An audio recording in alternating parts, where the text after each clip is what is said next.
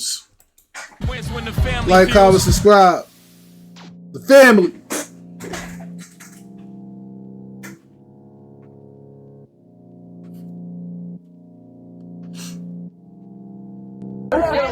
Hey, Wilder.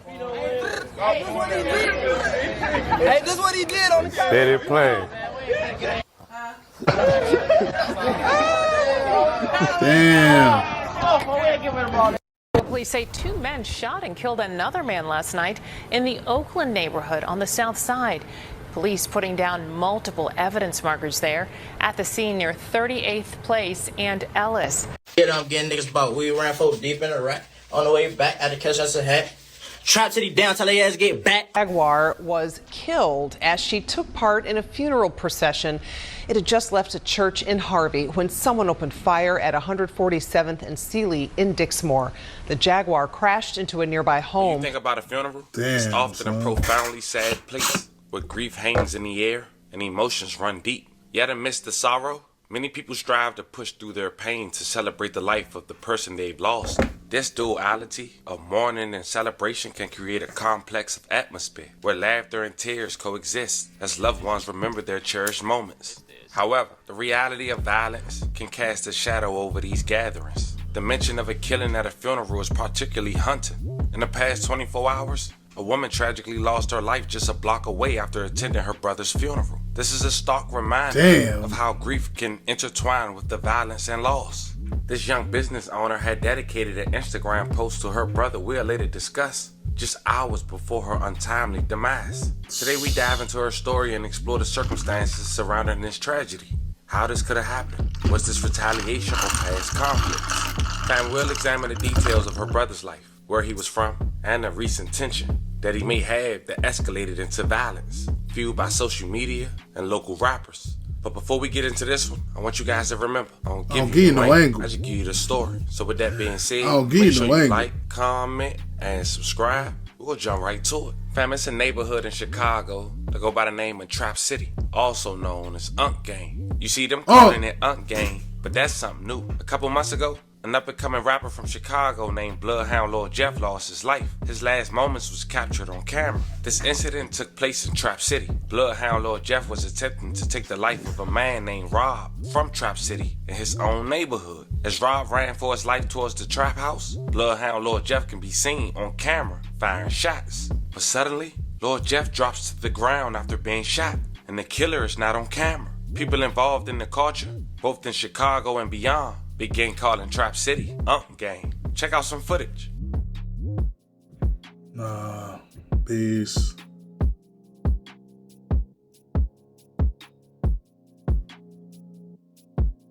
Why y'all so far?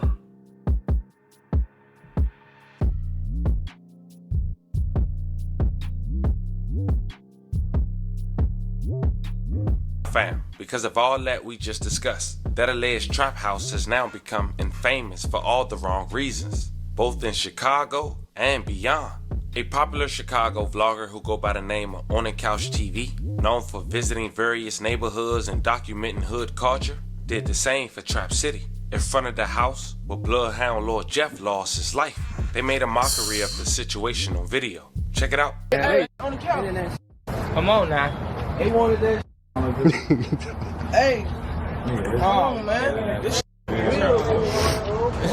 can't even just, we had to give it to y'all. See, bro, when the shit like this is when shit gets spooky for the niggas doing the blogs, too. Yeah, bro, like, yeah, we not doing that. Niggas is upping it on YouTube. Yeah, it's lit for you niggas, too. When y'all start doing shit like this, yeah, you doing interviews or the blog, niggas is making fun of shit. Yeah, it's lit for you, nigga. Yeah, you could have not posted it. You know that shit disrespectful. You know that shit crazy. You know this gonna make uproar. You ain't want to, but Niggas want them likes though.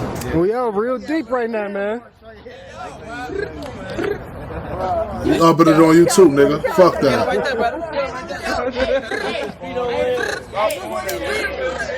Hey, this is what he did on the camera.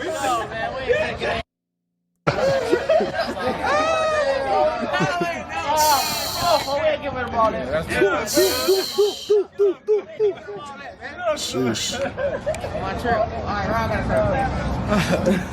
Oh, slow as hell, man.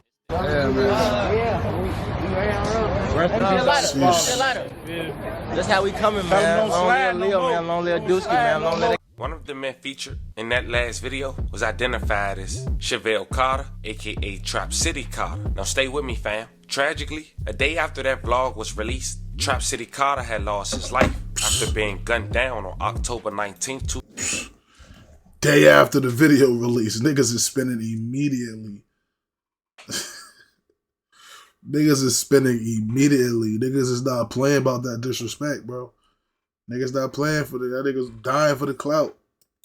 2024 at 38th Street and Ellis Avenue. May he rest in peace and love and condolences to his family. Rest in peace. The police say 2 men shot and killed another man last night in the Oakland neighborhood on the south side. Police putting down multiple evidence markers there at the scene near 38th Place and Ellis. A 32-year-old man was shot there several times around 8:45 last night.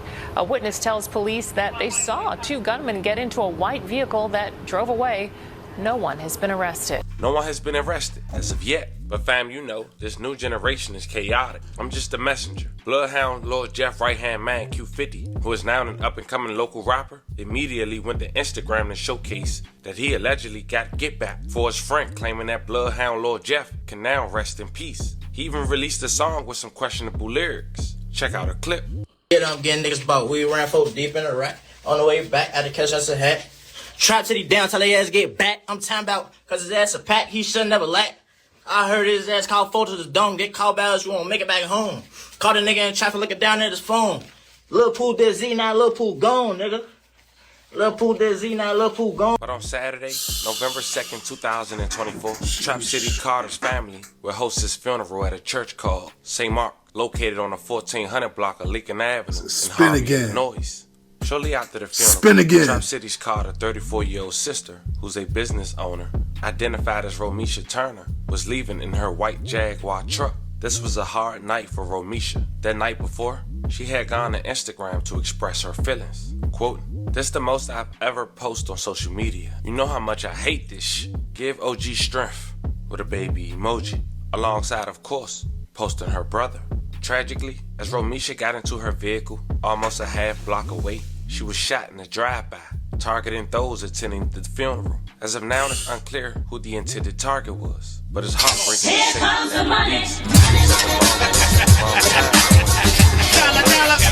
that she lost to gun violence. Police were called to 147th Street and Sealy Avenue, where they discovered the gruesome scene in broad daylight. Romisha was still in her vehicle as she crashed into a local home. May she rest in peace. Love and condolences to her family. Good Saturday evening, everyone, and thank you for joining us. I'm Dave Savini. We begin with that deadly shooting during a funeral procession. We now know the woman killed in the south suburbs was headed to a funeral for her brother. Our Darius Johnson has been working the story all day and joins us from the newsroom live with what he's gathered. Darius.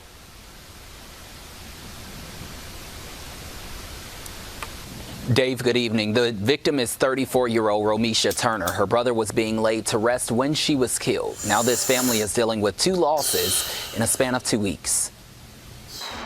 Damage on this property is what's left behind after police say Romisha Turner lost control of her vehicle when someone shot her. Around noon, Dixmoor police say they got a call for shots fired at 147th and Sealy. When they arrived, they found Turner inside of a white Jaguar. She had been shot several times. She was taken to Ingalls Memorial Hospital in Harvey, where she died. Turner was a sister, a mother, and to many, a well-known stylist. Police say she was killed during a funeral procession that just left St. Mark's Church, about 2 blocks away. This funeral was for her brother, Chevelle Carter, who was shot and killed on October 19th at 38th and Ellis. Police have not arrested anyone in his murder.